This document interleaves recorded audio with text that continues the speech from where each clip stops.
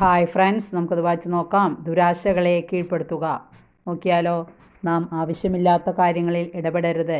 അത്യാവശ്യമുള്ള സാഹചര്യങ്ങളിൽ ആവശ്യക്കാരെ സഹായിക്കരുത് എന്നല്ല ഇതുകൊണ്ട് ഉദ്ദേശിക്കുന്നത്. ആവശ്യമില്ലാത്ത കാര്യങ്ങളിൽ ഇടപെടുന്ന ആളുകൾക്ക് ഒരിക്കലും സമാധാനം ഉണ്ടാവുകയില്ല. ആത്മീയതയിൽ വളരാൻ ആഗ്രഹിക്കുന്നവർ തിന്മ നിറഞ്ഞ ആഗ്രഹങ്ങളെ നിശേഷം നിഗ്രഹിക്കണം. ദുശീലങ്ങളിൽ വളരെയേറെ മുഴുകിയിരിക്കുന്നവർക്ക് ആത്മീയതയിൽ വളരുവാൻ പറ്റുകയില്ല.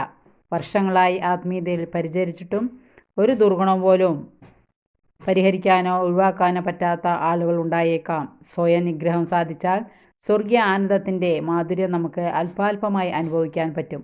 ആത്മീയ പൂർണ്ണത മാർഗത്തിന് പ്രധാനപ്പെട്ട തടസ്സം ദുശീലങ്ങളിൽ നിന്നും ജഡിക മോഹങ്ങളിൽ നിന്നും നാം അകലുന്നില്ല എന്നതാണ്.